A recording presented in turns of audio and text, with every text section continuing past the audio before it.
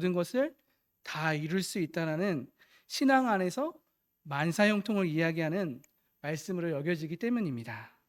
그러나 이 말씀을 우리가 제대로 이해하기 위해서는 앞뒤 말씀의 문맥을 통해서 해석해야 합니다. 사도 바울은 그 앞구절 12절에서 이렇게 고백합니다. 네, 혹시 화면 띄워줄 수 있나요? 12절 13절. 나는 비천에 처할 줄도 알고 풍부에 처할 줄도 알아. 배부름과 배고픔과 풍부와 궁핍에도 처할 줄 아는 일체의 비결을 배웠노라. 그리고 본문 11절에서 한마디로 나는 어떠한 형편이든지 자족하기를 배웠다라고 이렇게 고백하고 있습니다. 그리고 그 말씀 뒤에서 한 결론적 고백이 바로 오늘 본문 13절 말씀입니다. 내게 능력 주신 자 안에서 내가 모든 것을 할 수 있느니라. 그러니 이 본문 내가 모든 것을 할 수 있다는 말씀은 우리가 신앙 안에서 우리가 구하고 원하는 모든 것을 다 이뤄낼 수 있다는 말씀이 아니라 바로 앞구절에서 말한 내가 어떠한 형편이든지 자족할 수 있다는 말씀을 가리키는 것이지요. 즉 그가 모든 것을 할 수 있다는 고백은 그의 인생에 좋을 때뿐만이 아니라 안 좋을 때에도 어떠한 상황 속에서도 주 안에서 자족할 수 있는 비결, 그 은혜를 누리고 있다라고 말하고 있는 것입니다. 여러분, 이는 참으로 놀라운 은혜의 고백이 아닐 수 없습니다. 솔직히 우리는 인생에 문제가 없고 좋을 때는 참 좋지요. 하지만 우리 인생 앞에서 조그만 고난과 환난이 찾아오면 우리 심령이 작은 바람에도 이리저리 흔들리는 연약한 갈대와 같은 심정을 가지고 있음을 보게 됩니다.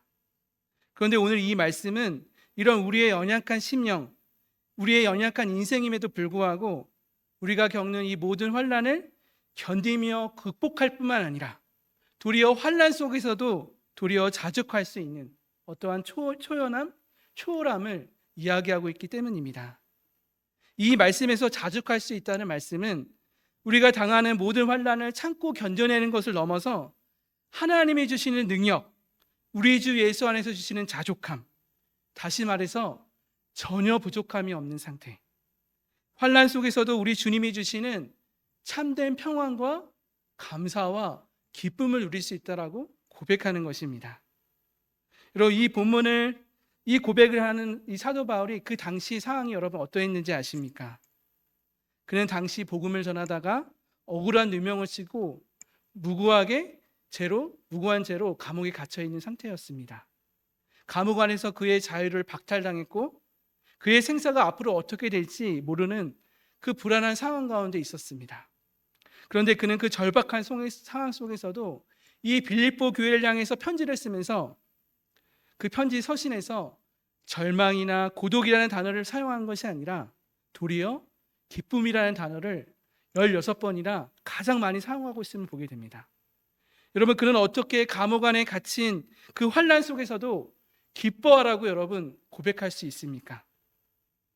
이는 그가 한 믿음의 고백대로 그는 실제로 그 감옥 안에서도 그 심령 안에 우리 주님이 주시는 그 참된 만족과 기쁨을 누리고 있었기 때문입니다.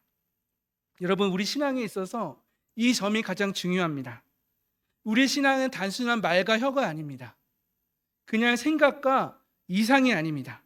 우리 신앙은 우리 삶에서 실제하고 살아 역사하시는 그 하나님의 능력, 그 하나님의 능력을 경험하고 체험하는 것이기 때문이지요. 바울은 그의 신앙대로, 그가 믿음의 고백대로 그 하나님의 능력을 체험하면서 그 놀라운 은혜를 경험하며 누리고 있었던 것입니다. 사랑하는 여러분, 어떻습니까? 여러분, 우리의 신앙을 한번 돌이켜 보십시오. 우리도 우리 안에 지금 살아 역사하시는 그 하나님의 능력을 경험하며 누리고 계십니까? 여러분, 이는 비단 사도 바울만의 믿음의 고백이 아닙니다. 많은 믿음의 선진들이 동일하게 경험한 이 하나님의 은혜인 것이지요. 우리가 잘 알고 있는 시편 23편의 다윗의 고백을 여러분 보십시오. 당시 그는 사방의 우겨쌈을 당하고 있었습니다. 원수로부터 생명의 위협을 당하는 위급한 상황 가운데 있었습니다. 그러나 그는 시편 23편 1절에서 이렇게 놀라운 고백을 합니다. 여호와는 나의 목자시니 내게 부족함이 없다라고 말이지요. 또 이어진 23편 4절에서는 내가 비록 사망의 음침한 골짜기에 다닐지라도 해를 두려워하지 않을 것은 주께서 나와 함께 하심이라. 주의 지팡이와 막대기가 나를 아니하시니 내가 비록 사망의 음침한 골짜기로 다닐지라도 내게 부족함이 전혀 없다라고 고백하고 있습니다. 또 시편 23편 5절에서는 주께서 내 원수의 목전에서 내게 상을 차려주시고 내 기름을 내 머리에 부으셨으니 내 잔이 넘치나이다 라고 고백합니다. 여러분, 무슨 말씀입니까? 그가 처한 현실은 극심한 환난 가운데 있지만 그가 그의 목자가 되신 주님으로 인해서 그 주님이 그 원수의 목전 앞에서도 그에게 승리의 잔치상을 베풀어 주시고 그 성령의 은혜를 그의 잔에 풍성히 부어 내려 주셔서 그의 심령 가운데 우리 주님이 주시는 그 참된 평안과 감사와 기쁨을 충분히 누리고 있다고 지금 고백하고 있는 것입니다. 오늘 본문의 사도 바울의 고백과 같이 다윗은 주 안에서 그가 겪는 모든 상황을 뛰어넘고 초월하는 어떤 상황 속에서도 자족할 수 있는 하나님의 능력, 하나님의 은혜를 경험하며 누리고 있었던 것이지요. 사랑하는 여러분, 다시 한번 질문 드리겠습니다. 여러분은 그 은혜를 진정 누리고 계십니까? 사랑하는 여러분, 오늘 설교의 제목과 같이 우리가 예수 그리스도를 믿는다는 것, 우리가 그리스도로 산다는 것은 어떠한 형편에 처하든지 자족할 수 있는 은혜를 누리는 것입니다. 여러분, 우리가 어떠한 형편에 처해도 자족할 수 있는 이유는 무엇입니까? 바로 우리의 목자 되신 우리 주 예수님께서 우리와 언제나 함께 하시기 때문입니다. 우리가 좋을 때나 나쁠 때나, 우리가 풍부에 처할 때나 비천에 처할 때도 우리 주님이 우리와 언제나 함께 하셔서 주님의 은혜의 팔로 우리를 붙드시고 우리를 언제나 선하고 복된 생명의 길로 인도하심을 믿기 때문이죠. 시편 139편 7절에서 10절 말씀에서 시편 기자는 그 임마누엘 하나님의 은혜를 이렇게 고백하고 있습니다. 화면을 보고 같이 한번 읽어보겠습니다. 시작. 내가 주의 영을 떠나 어디로 가며 주의 앞에서 어디로 피하리이까? 내가 하늘에 올라갈지라도 거기 계시며 스올에 내 자리를 펼지라도 거기 계시니이다. 내가 새벽 날개를 치며 바다 끝에 가서 거주할지라도 거기서도 주의 손이 나를 인도하시며 주의 오른손이 나를 붙드시리이다. 아멘. 할렐루야. 아멘. 사랑하는 여러분, 지금도 우리 주님 우리 각자에게 말씀하십니다. 내가 어디로 가든지 무엇을 하든지 내가 너희와 함께 하겠다.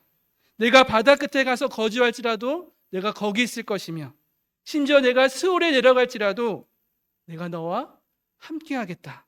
내가 너를 결코 버리지도 떠나지도 않으리라. 내가 세상 끝날까지 내가 너와 함께 하리라고 약속해 주시고 계신 것입니다. 사랑하는 여러분, 그러니 우리가 무엇을 하든 어디를 가든 그 임마누엘의 하나님의 은혜, 우리와 함께 하시는 그 하나님의 인재, 하나님의 능력을 경험하며 어떤 형편에서든지 자족할 수 있는 은혜를 누리게 되는 것입니다. 사랑하는 여러분, 바라기는 오늘 주신 이 말씀, 하나님의 생명의 말씀을 붙드시기를 바랍니다. 우리는 이미 그리스도와 예수 안에서 그 믿음으로 그 하나님의 능력, 구원의 은혜를 경험한 하나님의 자녀 그리스도인입니다.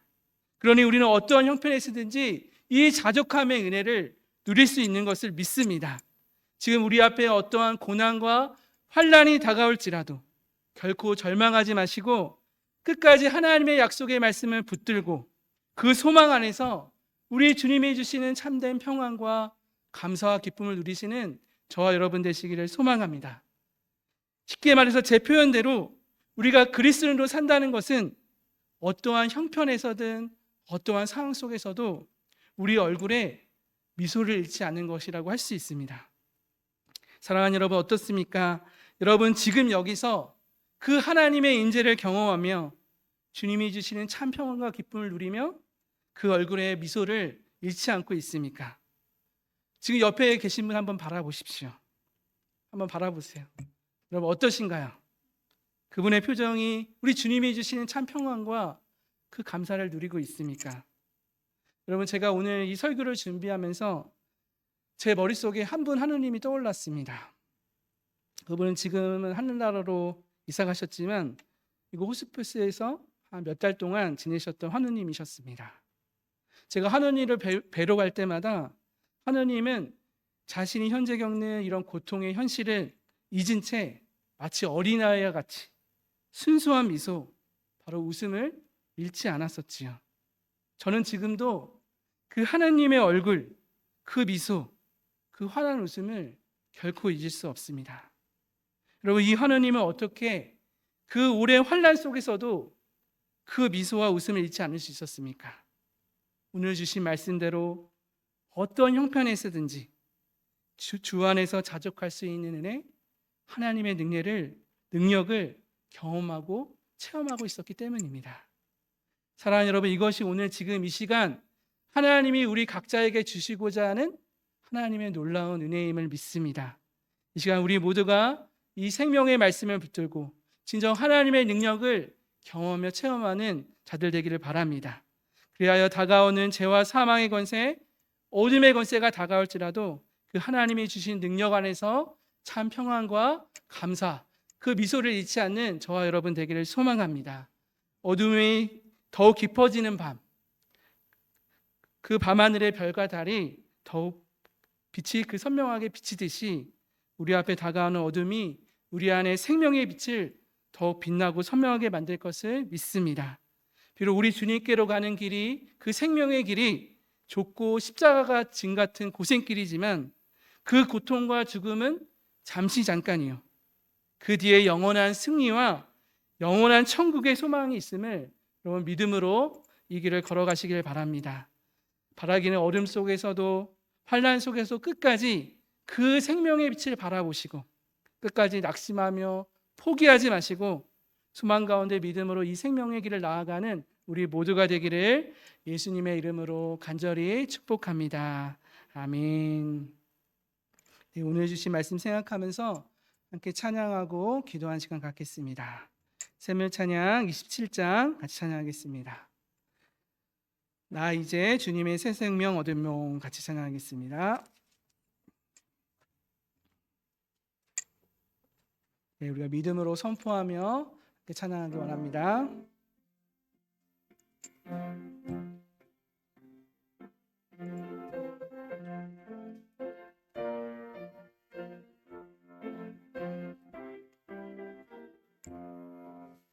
나 이제 주님의 새 생명 얻은 몸 옛것을